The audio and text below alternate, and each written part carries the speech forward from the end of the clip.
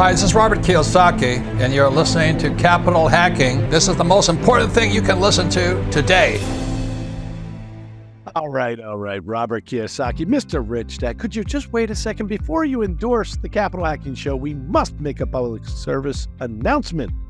Learn and Grow, your favorite accredited investor mastermind, the one where we can get together at one of these beautiful resorts owned by the accountable equity community and actually learn and grow together. Whether you're an investor today, thinking about it for tomorrow, or have never heard of private investing directly, it doesn't matter. This is an investor mastermind that is going to change the way you see opportunities today. We have 4 already scheduled for the year 2024. 4 in 24. They're found at accountableequity.com/learn-grow. And you're going to find out we have a March event. Sign up now. An April event, choose that or sign up for that. An August event and a December event. And we rotate through the various accountable equity resort properties. It's time to register. Plan your entire 2024. We want to be in community with you. We can't wait to have you visit. Here's the one. I have a dream. With great power comes great responsibility. I can do this all day. This is it. Don't get scared now. They may take our lives, but they'll never take our freedom. Cinderella's story out of nowhere. Did you know that the only thing we have to fear is fear itself? Capital Hacking begins in 3, 2, 1. Welcome back to the big show. And I'm flying solo today. John Edwin, sorry, was not able to be here. He's under the weather. And maybe this show is just going to break the mold in more than one way, because today we have Shane McMurray, and Shane and I geek out for a while on the powerful impact of the wedding industry on both regions, economies, and operations like what we own over at Accountable Equity with partners. But we really benefited from getting to know Shane, who owns the resource for business planning and research, I should say, in the world of the wedding market. It's called The Wedding Report.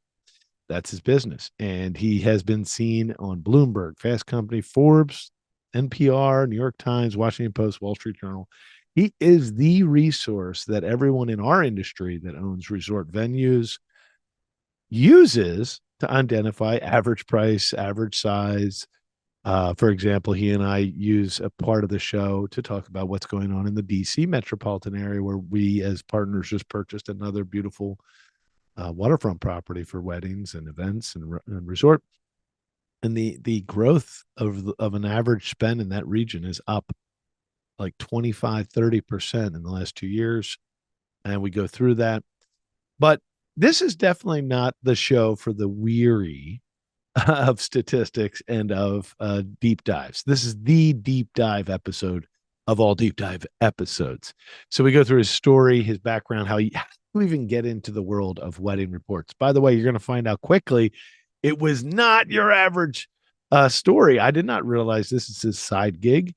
And it's a gigantic juggernaut side gig, but also he's a software developer. He knows about big data, and that's how he's able to get this stuff done. But he's been doing this for 20 years. We learn a lot about the trends, what's going on in the wedding industry. We have a whole debate about the future of the industry, and we share our passion for it. So if this is something you want to dive deeper in and learn more about the wedding business, you'll love this episode. Thanks a lot. So I am excited to have you here, Shane. Shane McMurray, I've known your name and I know your business called The Wedding Report for years now. So it's great and to have you on the show. Welcome. Thanks. Appreciate you having me, Josh. You know, for those who haven't met you yet, could you give me a little background on like how you spend your time? What kind of work do you do? And then we'll ask you some questions. Yeah, sure. So most people know me from The Wedding Report. I've been doing that for almost 20 years now as a research company, specifically focused on research and really understanding the whole economics of a wedding. So, you know, a lot of people, especially the professionals in the business, only care about that part of it. But really, when you think about When you think about like a local economy and you're trying to understand what that looks like from tax dollars to generating wealth to lots of different things in the market, the folks that care about that really need to understand the full scope of that. So that means people to go down to the courthouse and get married, all the way up to multi-million-dollar weddings. So my goal has always been to really understand the economics of weddings and how it impacts the local economy. And then be able to share that back with people that care about their, the industry, care about their business, and want to make a better business for themselves. So I've been doing that for 20 years. I'm also a software engineer by trade. I've been doing that since the early 90s. Actually, I started when computers were just like getting to 386 processor type phase. But I've been doing database development and data analysis for many, many years. In fact, the past 18 years, most people don't know this, but the wedding report is really my full-time side hustle. And I've been working in the aerospace and defense industry for the past 18 years. And I've helped the company I work for probably generate maybe tens of millions of dollars in profit just from helping them automate, clean up process, process tweaks, things like that. But one of the things I did was we had a big compliance issue back in 2007. They were going to lose their contracting ability to bid on new contracts. And so we had to go clean up and make sure that these programs that are doing work were able to be compliant with their cost, schedule, and risk. So one of the big things is the finance part of a program, all the way to scheduling, to supply chain, and to the risk mitigation within the program, and then all the compliance documentation that goes with that. So I've been doing that for 18 years and help to write software and manage that software that runs those. Probably about $50 billion in contracts run through those systems. I'm also an inventor on a patent. So that's kind of cool. It's kind of fun. And for as being a tech geek, that's kind of a fun, cool thing. Well, with that patent, is the patent related to that first business you're in or some other business? It's related to the software that I helped write. So yeah, it's kind of cool. Yeah. And where's home for you, Shane? I'm in Tucson, Arizona. Okay. And have you always been from that area? I have been here for 36 years, so it's pretty much home. Grew up in North Carolina and made my way out here. I actually hitchhiked into town, to be honest. Oh, I love this story. You're an adventurer. Do you have a family? Yeah. Lived on the streets for a while and then got my act together, and here we are. So yeah. Is there really a part where you literally hitchhiked and lived on the streets? Yeah, there's a whole story around this. Were you like, wow, that's a heck of an origin story. Yeah. But do you have a family of your own? I do. I have a wife. I have 3 children. My oldest is a boy. My son. He's 40 years old, believe it or not. I met him when he was 5, and he is the son of my first wife. So I raised him. He's never met his real father. And then I have 2 girls with my first wife, the youngest being 29, the oldest being 33. And my wife today, we've been together for 22 years. And she helped raise my kids, and anyway, so here we are. Well, okay. So now next origin story that we have to understand. One is let's cut to the business part of this for a second. Sure. Is Wedding Report a business for you? And how does it generate revenue? Yeah. So it's been a business for me since I started. I started this I started doing research in 2003, but published my first research in 2005. And right away, I mean, I knew that there was really nothing out there at the time. And I felt like the industry needed it. I needed it for a project I was working on. And I felt like other businesses could benefit from the research I had done. And so I basically, created a business from it. In 2007, we incorporated, and it's a corporation, and I've been running it as a business since that time, and collecting data. Probably done over 1 million samples in those years, right? About 1 million research samples from both people that get married and from people that work in the wedding industry itself. Yep. Now, I mean, for people like us that build resorts and weddings are a major component, you're a trusted resource, and you give great data. So Let's go back a second though. There's got to be an origin story. We're talking about a rough and tumble dude that hitchhikes across the country, is a whiz bang in software, and all of a sudden he's like the guru of database in the world of weddings, and for almost 20 years. So you've really seen an evolution in this industry. Yeah. You've got to tell us, why did you do this? You could have done research on everything. You chose Yeah, I know. weddings. Why? It was just one of those things I fell into. When my wife and I got married, she wanted to create her own wedding invitations. So we made handmade paper wedding invitations. And from that, she wanted to create a business where she could basically provide it back to other people that wanted the same type of style that she wanted. Yep. And so that's how it started. And I had developed a process for making the pulp, forming the paper, Wow. drying, and everything. So just from scratch, right? Like making this whole thing. And then we were selling invitations basically all around the world. UK, Bahamas. I mean, it was crazy. And so as a small business, right, you're thinking, okay, well, I really need to understand, what does the market look like? How many people get married? How many people buy invitations? How many people buy handmade paper wedding invitations, right? So really segmenting the customer down into what you need. And then, that was really how I got involved in the wedding space. We felt like that was the core of our business. And so that's where we started. And then when I started looking, there really wasn't any data out there at the time. In 2003, Condé Nast was really the only source for like spending data.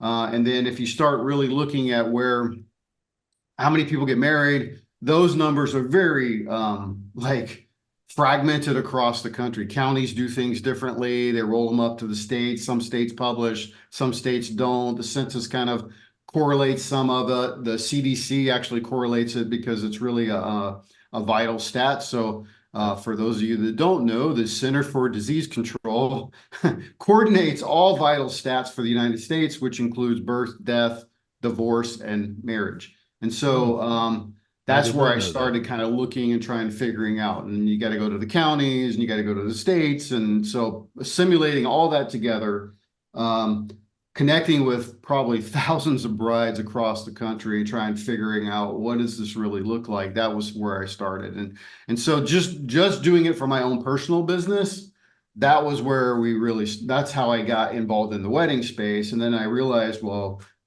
there's nothing out there for this. You look for opportunity and you go, oh, there's an opportunity here. So published my first research in 2005, like I said, and I think the first month I sold 100 reports that first month. I'm like, okay, I think there's a business here. And so then just kept doing it and collecting data and, basically collecting as much data as possible to be able to understand the market. And then, as you go along, you learn, like you learn a variety of different things about, okay, well, I'll just give you some examples. So if I live in Tucson. Well, if I get my license in Pima County, which is the county I live in, I can get married anywhere in the state. Okay, well, how does that play into where I spend my money and where do you count the marriage, right? Because yes, I got my license in Pima County and I have to re-register in Pima County. But let's say I went to Flagstaff, which is in northern Arizona, and I got married. And that's where maybe I bought my dress here, maybe I bought my rings here, some other things here, but I spent money in Flagstaff by venue, food, travel, all of those things that would, to actually hold the event. And so you start looking at those and how does that correlate back? And, you have to pull in a bunch of different types of data to really understand the economics and the impact. Just over the years, like collecting survey data, you can see big swings back and forth all over the place, right? Like it's just the way sampling works. And, and really, if you think about, I don't know if you're a stat geek or whatever, but when you think about the population of weddings, there's 2 million people, 2.2 million people in that range that get married a year. Well, you only really need 388 samples to have a pretty good confidence understanding of what it is that you're asking, right? So the more data you can collect, the better, right? Because then you can segment and really understand different segments of the market. And then you have to pull in local data so you can understand the local economics and how that impacts the local economy. So there's a lot of work I that went love it. in to get there. Yeah. Yeah, I love it because, in our world, we've come from the other side. We got into the wedding business because we loved a service to guests, and then we loved building beautiful buildings, and it started working out that the brides loved our properties. And then Yeah. we just kind of dug deep into the really robust business. But the whole world has kind of changed over the last few years, and I just think there's Yeah. probably a lot you've seen in 20 years in the trends. Let me give you an example of one of your trends. We'll jump into some math here, folks. Okay. I pulled up on his website the I just did a quick DMV, the Washington metropolitan area, number of weddings, average cost. And to cut to the chase, he has a chart there that says the average cost of a wedding in the metropolitan DC area in 2020 would have been 29,000. In 21, it would have been 39,500. And in 2002, it jumped again to 44,400. The only thing I'm missing from this page is I don't know what 19 was, but according to this, we've gone from below 30,000 to over 44,000 in just a few years in one of your many metropolitan areas you study. Yeah. There's been a lot of price pressure up. Huge price pressure. Yeah. Where, what, other than the COVID, I mean, what are your thoughts on pricing right now and where it's going? So, I mean, a lot of it was, as you had pointed out, COVID, right? And that was really some of the pressure. A lot of people were home and pushing up prices because they wanted to do a lot of things. And inflation and then, of course, this whole supply chain, the cost of supply chain, it just trickles down all the way, right? So as soon as it starts costing more to ship stuff from one place to another, all of a sudden you got to raise prices, right? And you can't, the business can't consume it themselves without passing it on to consumer. Obviously, a lot of people took advantage of that time too and just raised prices, ridiculously just because they wanted to. But I think we're probably leveling out a bit. People are definitely more price sensitive than they were just maybe 2 years ago. So if when COVID hit and everybody's like, oh no, I got to reschedule, right? And change things, then all of a sudden they're not as price sensitive, right? Because they've got to do things like, so 2022 was a great example of probably one of the few examples outside of like early 2008, 2009, of people being not price sensitive. So you go in, right? Like there's so much demand for a service and there's so little supply that people don't care how much it costs. I just need to get this thing done, right? That's literally kind of where you're at. And it's really just the law of supply and demand. When demand is really high and there's little supply, right? People can charge ridiculous prices. Other way around, like think about when you have specific times of the year in your city where people travel in for large events. Like in Tucson, there's a huge gem show event that happens between mid January to like mid-February. And really January through February, there's a lot of big events that happen in the Tucson market. Well, guess what happens to room rates that go like triple price, right? So same thing happens here, right? Like a lot of demand, but little supply. So you have to raise prices, right? And so that's what happened in 2022. Yeah, I mean, stepping back a bit, in 20 years, what has changed in your research? What is included in a wedding? Perhaps that's changed. The number of days, has that changed? I think the biggest thing that has changed over the past 20 years is probably who's paying for the wedding. I don't think, the number of guests and things like that have kind of trickled down a little bit. What people care about has changed. Obviously, the trends and patterns of things that people care about, different generations care about different things. But if you were to really look at what has changed significantly is who's paying for the wedding. I think because the couple, they're older, they're more into their career. And they want to make more decision about it. Like I don't know, when I first got started, I could see a lot of parents were involved in decision-making process, right? And they were because they were footing a lot of the bill, they were making the decisions. And I even saw it actually, I mean, it still happens. My niece just got married, and her parents paid for the wedding, most of it, and they made most of the decisions about what they were going to do, right? But if you take that back and go look at the couple, and the couple says, all right, look, we're paying for most of the wedding, right? So we don't want your help. Thank you if you want to help, great, but I only need your help here. So couple makes the decisions because they're putting the money into it. And that's what's happening today. I'd say 70%, 72% of couples pay for 100% of their weddings today. And the rest is kind of like, you know, the big things, the parents contribute, friends might contribute, that sort of thing. And it's not with everyone, right? Not everyone spends $1 million or even $30,000 on their wedding, but you know, the couple is paying for a majority of the wedding. That's probably the biggest thing I've seen happen over the year. And then probably the second thing is just the change in generational values and cares about marriage. Like the marriage rate is declining. It's probably going to continue to decline. I don't really see Gen Z changing much about that pattern, unfortunately. So I would, you know, 10 years, 15 years is going to be a little bit different. It's going to look much different than it does today. So how big is the wedding market in dollars these days? It's over 50 billion. So 52 billion, 53 billion, roughly in that range. If you count everything, that includes like the engagement ring. If you exclude the engagement ring, you're probably looking at sub 50. So 46, 47.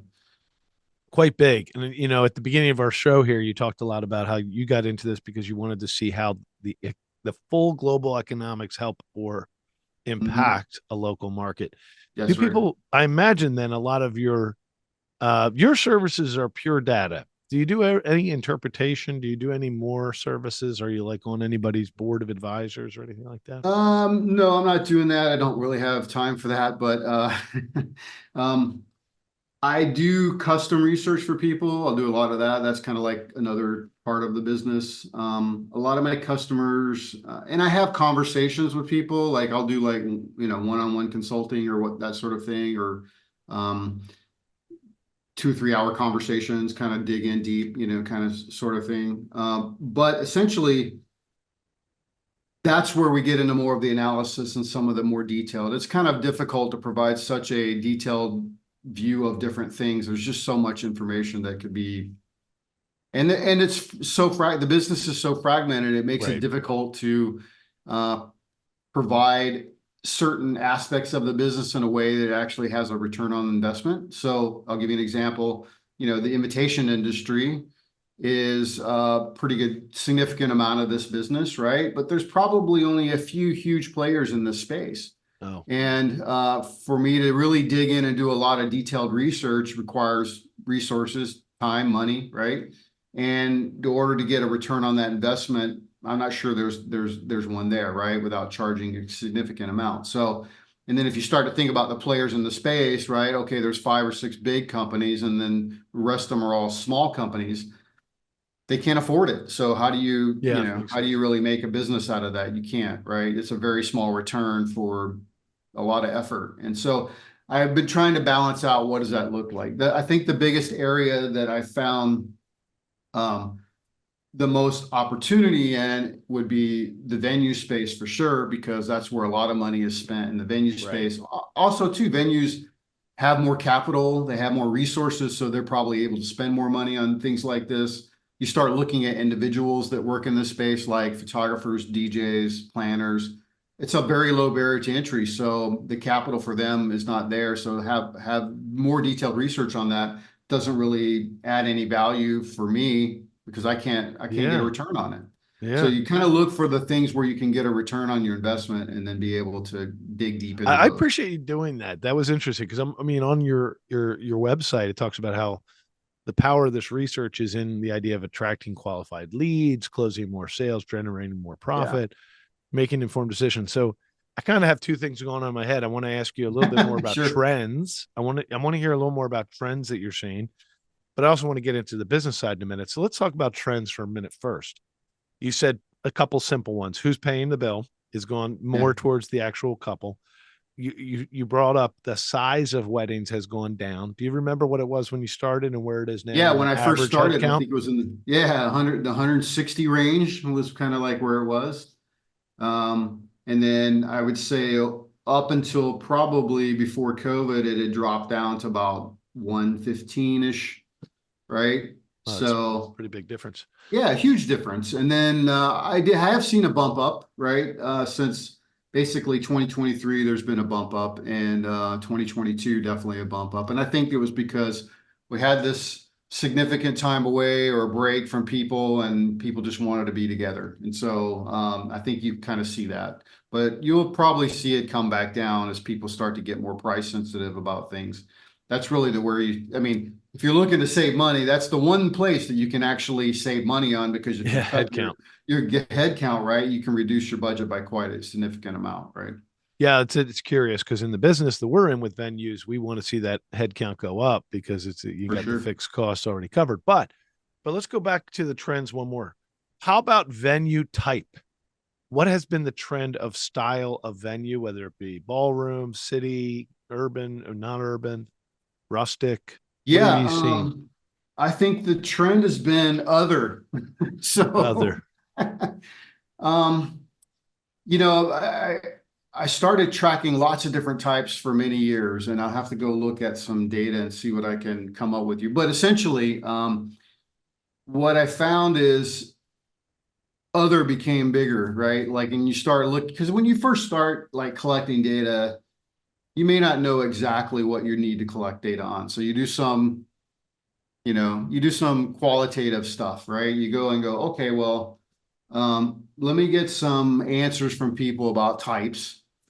And then once you get that qualitative information, then you can kind of go, okay, now I can quantify this, right? I can put it in a list and then quantify it. And so that's what I've done over the years, and that other category has grown. So significantly, I've seen people do other things, right? Like probably more recently, it's been like private residence or locations that are kind of like unique and out, and you kind of see people doing those types of things. Think about Airbnb, think about private residencies, that sort of thing, event venues. So whether it's, I think people are moving away from the traditional, in different cities and different places around the country, they have their traditions and different things. And so I think you see people kind of moving away from those traditions. So in certain parts of the country, you might see like barn and farm and vineyard and those types of things be more popular. You might see people go get married at the thing and then have married at like the JP or downtown, or have someone there and just do it at a restaurant or maybe a rooftop, that sort of thing. You just see lots of different people doing lots of different things than you would that I've seen in the past. So, Yep. And a couple of our successes have been based on reasonable destination wedding drives, not flights, yeah, but reasonable for major metropolitan areas, an hour and a half, set up camp, everybody stay. I mean, we're experiencing the multi-day wedding as a high reason why we succeed. Are you seeing that in your numbers, or am I just an yeah, outlier? I think that's happening all the time. In fact, well, I would say destination wedding is still probably sub 20% of the market. I know that there are other figures out there, but I have never been able to get it over 20%. So, but the reality of what a destination wedding is much different than the industry thinks. So, most industry experts, if you ask them, they'll tell you that the destination wedding is like 200 miles away, more than 200 miles. So you're flying somewhere, right? But when you ask the consumer says, well, yeah, I live inland 25 miles, but I went to the beach and that's where I got married, and that's a Right. destination wedding. Or I live in Denver, right? And I went up to Aspen or one place in the mountains to get married. That's a destination wedding for them, which is not that far away. So, No, that's a fair point. That's what I'm saying. yeah. How do you distinguish it in the 20%? So you're saying even with the broader definition, Yeah, I use the broader definition, right? and I then don't it still use only that gets to 20. travel. You know what? Yeah. Without a Yeah. doubt, I think of destination means that it's multi-day, it's experiential based. It's not just the dinner, right? I mean, Yeah. that's probably all encompassing in what we're both saying.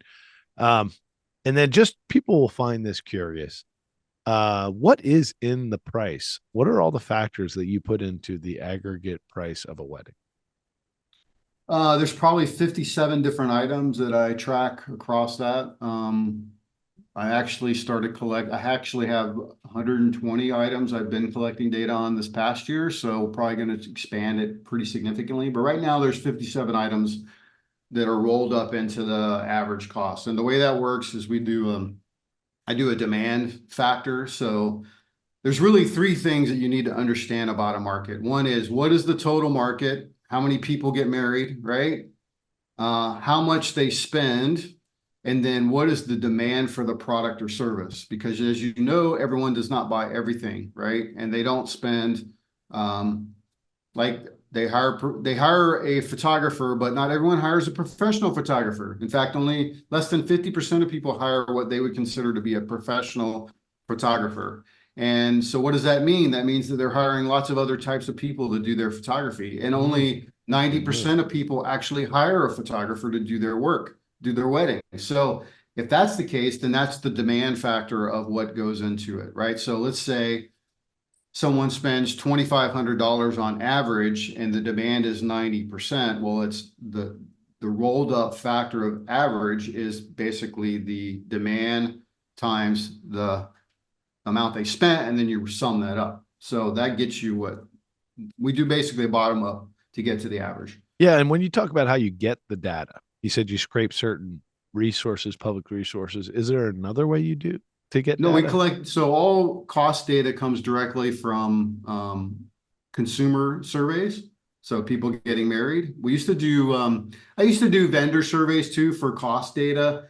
But I found that really the consumer has the whole picture. What did we spend, right? What did we spend to date, or what did we spend, right? And so trying to get data from the vendors is great. It's a great data point, but I don't know if it really adds value into the full picture. So what's your pitch to the woman or the family? How do you reach the people that just bought a wedding? And how do you compel them to fill out this survey? When we first started doing this, long time ago, right? When I first started doing it and I published out some stuff, I want to say 2000, well, when we did 2005, one of the things I knew is that I needed a resource to collect data from, right? Which means the couple getting married. Right. And so the way that I got to a space where I could get them involved was give back. So you give back to them what you're collecting so that they can have tools and resources to help them understand how much people are spending in their market. And then basically your goal is to get them to help to participate. And that's the cycle. You can also hire panels of people and then filter them out, which we also do as well. And then the local economic data really is to help with the volatile swings in data collection. So, you know, when you go to a market, you look at a market and how it changes. If you notice, like, most economic data that you see out there doesn't have these huge spikes and swings, right? Well, when you're collecting data and you're specifically cost data, you can sometimes have some huge swings and spikes, and you kind of go, oh, is that really right? You kind of look at the outliers and you go, nah. So how can you balance that out? You bring in other economic data to help you balance that out and go, oh, this is really how the market changed globally. How does that impact the survey data? And then you pull those together, make your decision. And so what would that sampling be? Because you have so many different markets and metro areas. Are you getting samples in a year we could collect 50,000-60,000 samples. No way. Yeah. Jeez, So just, goodness gracious. you know, and it might be sub data points. They're always not full data points. So sub data points, we do full surveys, we do sub collection, we do behavioral data, that sort of thing. How big's your team, Shane? There you go. One hand. He put up one hand, folks. And this is not his full-time work. This is his full-time side work, he called it. Yeah. I mean, I hire contractors to help me with different things. This is mind-numbingly complicated. It is pretty complicated. I've automated a lot of things. So really, that's kind of my expertise, is automating and basically fine-tuning. I'm trying to drill in on this a little bit. So 50,000 data points. You automate things. So are you asking me as a venue to send you the names of the people who got married, and then you're going to send them a survey? How do you know who got married this year? Well, you basically filter them through, right? Like there's ways to sample people in and out. But You don't have but to. through email? Like, I mean, I know I'm getting very granular, No, but so on are my you emailing website, them? we hire panel people. There's a variety of different sources and Complicated. resources that you can use to get this Okay. stuff. Yeah. Well, so I think this has been awesome. You need three things to know about the market. You need the total market, the spend, and the demand, and that's how you get to understand your business opportunity. What's in the future for you, Shane? What's your future look like? What do you want to do? I want to continue doing this and contributing to the market. That's for sure.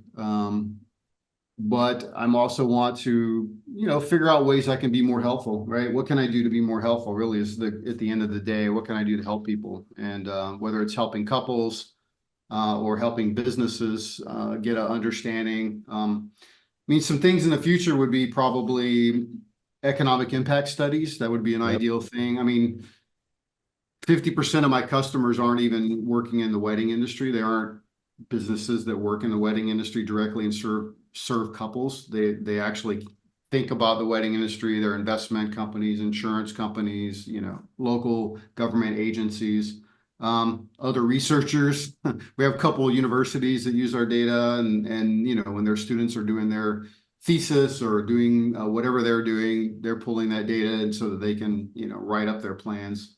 So I'd like to do more economics impact research, like what is the real economic impact? So if you think about, one of the things that businesses struggle with as especially venues and things like this is that, okay, so you've got weddings, but you also have a lot of tourism that maybe happen in a place. Well, Yes. usually the tourism has been shifting towards family, right? Family activities and things of that nature. And they're kind of like the people that work in the wedding space have been left out a little bit about the impact that they're having in it. So all of the tourism advertising dollars has been shifted towards family activities. And so I'd really like to help provide back kind of an economic impact to the local economy so that they can see, wow, yeah, this really impacts the economy and what it's providing back. So, even if they're traveling there, what's the travel impact, right? Tax dollars, jobs, all of those things. And then for the local economy where people live, what is the overall broad spectrum of how does it impact? So let's say a couple gets married, they're living there. Well, what do they do, right? How do they build wealth? How does that grow and impact the local economy as well over time? So Now, I just lost the train of thought there, but I was going to say, with that impact on the area, I guess, as you can tell, I lost my thought there. I lost the question, Shane. I lost it. So But, let me add this too. I would really like to also get more involved in maybe coaching businesses, because I feel like there's a big gap in realistic expectations of what the market really brings yes, for this is people. where I was going. I was about to ask you. You're talking about the entrepreneur that says, we bought a barn and we're going to build a wedding business. You're saying you would love to somehow give them the truth and the opportunity and the challenge of that opportunity. Well, ideally businesses. So I think if businesses did a little bit of research up front, they might find that what they're trying to do is not going to work out for them in the end, and they're going to be wasting the next 3 to 5 years, right? Because most businesses, what is it? 80% of businesses fail within 5 years. And how would they be able to decipher that from your information? So say you have the best information. What makes one opportunity look good and the other not look good in your opinion? Yeah. So, I mean, my data is just one piece of the puzzle, right? So if you're trying to start a business, I think you need to be looking at multiple things. You need to understand what is the market, right? Okay. So if I understand the market, let's say I'm going to create a barn. I'm going to buy a barn and I'm going to create a wedding venue. Okay. Well, first off, what is the market? What does it look like? All right, let's say there's 2,000 people that get married in this market. There's some people that travel in, there's some people that live here. Okay, cool. 2,000 people live in this market, or 2,000 people get married in this market. Okay, well, how many other barns exist in this market? So what are my competitors, right? Immediately, that's where I would go. Like, how many other people offer the same service? And if you find out that there's 4 or 5 of those, I would back up. Sorry, I would back up. So now you understand there's 2,000 people. Okay. Of the 2,000 people that get married, how many people care about or would hire, lease a barn for their wedding? Because really, if you break it down, there's lots of different types of weddings. There's lots of different types. What percentage of those people would do a barn? Is it 5%? Is it 10%? Is it 20%? Can I grow that market segment because I offer some great service or whatever, right? So really, what is the base of that? Okay, so if there's 10, let's say there's 2,000 weddings. Let's say, I'm just going to come up with a number. There's 5% say they like barns, right? So if that's the case, that means there's 100 people that are going to rent a barn for their wedding. And if you go and look and go, okay, well, then you go to how many competitors are out there? If there are 5 competitors already in your immediate market, how many weddings does that leave you? Not many, right? Because each one is already sucking off some of that. So you're going to have a really hard time competing in that type of market. Well done. Well done. And on top of that, what would you tell them is a reasonable amount of venue utilization? So if you owned a venue, let's go back to the other side. Say there's a lot of demand, but what do you think a typical venue is renting their space out? How many times a year? Do you have that data? Well, yeah, so it depends, right, on the market because of weather and all these sort of things, especially if you have outside versus inside and what your capabilities are. But let's say you did 30 to 50 a year, right? So, okay, so you probably want to try and be busy at least once a week, right? If not twice or 3 times a week, right? Or more. I mean, every day would be ideal, but could you really sustain that as a company, right? Can you support that? Let's say you just did 1 day a week, right? That was your thing, and you did like this weekend deal, like Friday to Sunday or something, right? So could you sustain that? Let's say 52 weeks out of the year. Let's say 50, you took 2 weeks off, right? Like Christmas or whatever. That's right. All right. So 50 weeks out of the year, you could book yourself up. All right. Well, what does that look like? Right. Then you start kind of looking at the rest of it. After I had gotten there, okay, yes, the market supports 50 weddings a year. Could we make that work? And then at what cost does it cost us? And what is a reasonable rate that we can do to make a decent profit off of this, right? So you would go there. And then you probably want to start looking at all the competitors in the market that may provide similar services and kind of go, okay, what's missing in the market? What are people asking about that no one else is providing? What are, start looking at reviews of all your competitors and kind of go, okay, well, what does their reviews say? If everybody's awesome, then you're probably going to have a real hard time, right? And there's no gaps. But if there are gaps in there, what is it that you can do to provide? Maybe it's better customer service, right? That's typically the problem. Most people provide horrible customer service, it seems to me. Just reading a lot of reviews over the past couple of months, I've been like, oh man, wow, that's like the biggest opportunity is customer service improvements. Right. And then the product and service, transparency about pricing. There's so many things you could go into that would help you provide you a competitive edge over your competitors. And then once you have all of that, then I would determine where I'm going to make my decision. Do we buy a barn? Do we not buy a barn? Is it really worth the time and effort? That's actually great because on your website, it talks about both sides of it. It says here, if you're a bride or a groom, you can actually put in here for a free wedding estimate.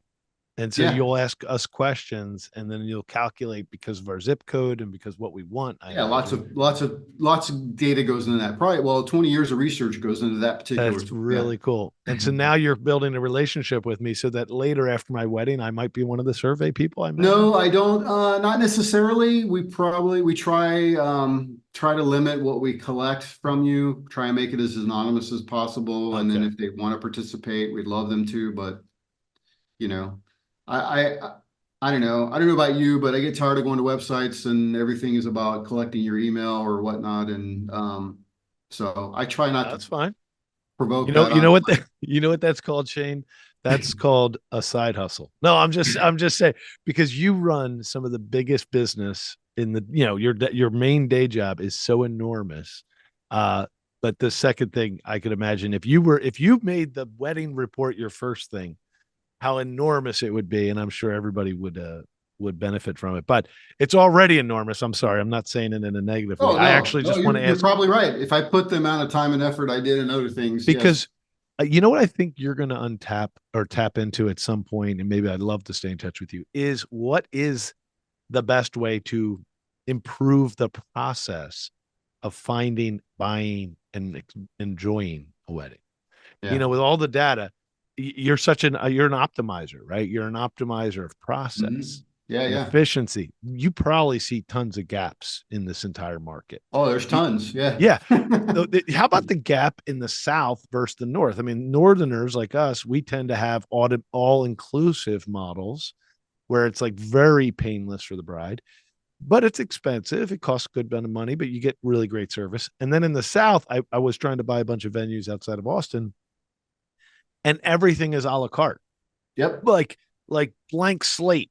So if you're a lady, you either have to hire some buku expensive design planner, or you just shoot from the hip and plan a wedding with website checklists. I don't understand that too, because that's, most consumers want all inclusive. I mean, that's what they care about. That's one of the questions I was going to ask you. Do you see what I'm saying? You see the Yeah. differences in the North, South, and different pockets? Oh yeah. So I think I was talking to someone recently, and they mentioned to me that in Southern Florida, most businesses do not offer all inclusive for a venue, for a wedding. In fact, there's only a couple that actually offer that, and those are the ones that people go to most often because that's what they want.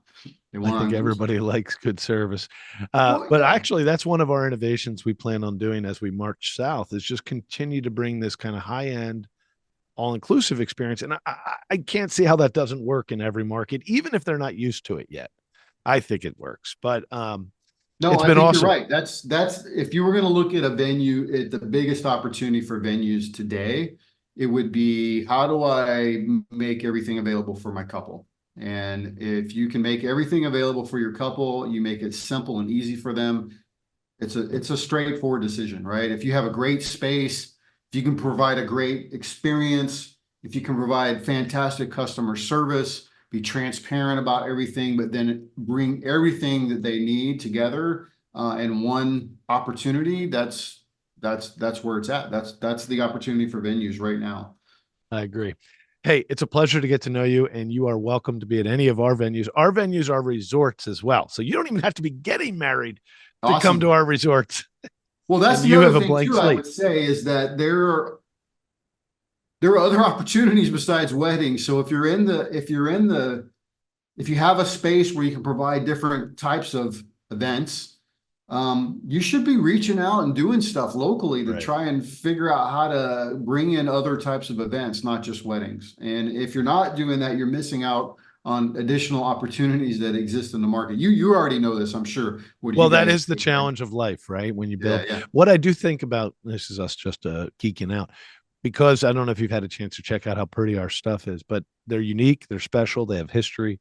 These are the things I think that do pass the test of time, the other category, but the other category with legacy. There's something about this authenticity that I think everybody's attracted to probably forever. And beauty, whether it be natural beauty outside, we have water a lot of times, we have vineyards a lot of times. So yeah, these components, we call them the primordial goods, right? The primordial things that people have always wanted to be around.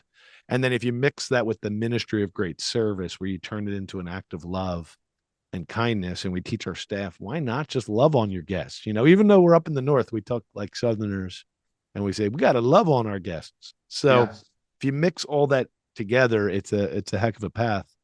But on that note, last final wisdom from you, if you could, and then how do we reach out to you, or how do we benefit from all the work you've done? Sure. Last final tidbit about the wedding industry that surprises you or is going to change, or whatever you have in your heart. I would say be prepared for a shift. So, today, if you look at the number of people getting married, like pre-COVID, it was already on the decline. So I think 2019 was just under 2 million people. We had COVID, We got a bump up in 2022. And I said during that time, this is not growth. This is literally just pent up demand from COVID. Expect it to go back down to normal. So I think we're probably at the normal rate now. But the reality is that the generational shift is coming. So the youngest Gen Z is what, 25 now, 26. So they're starting to move into the core marriage age, which the core marriage age is 25 to 34. The median, by the way, is 32 and 30, and it's been that way for past 7 years. I don't expect that to really shift. So if that's the case, and the other big issue is that between the millennial generation, which is 40 million in population, and the Gen Z generation, which is 20 million in population, so half of the millennial generation, what does that mean for the wedding market as we go forward?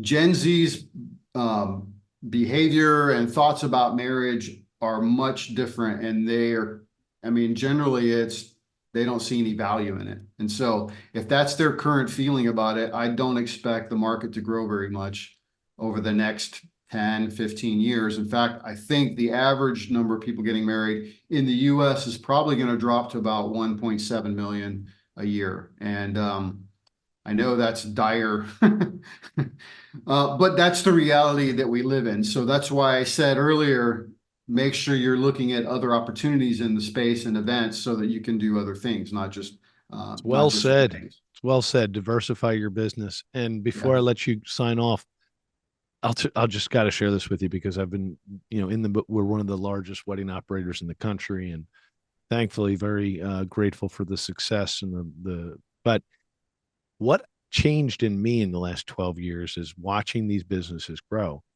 I used to think of them as very expensive, and as a consumer, I'm very frugal personally.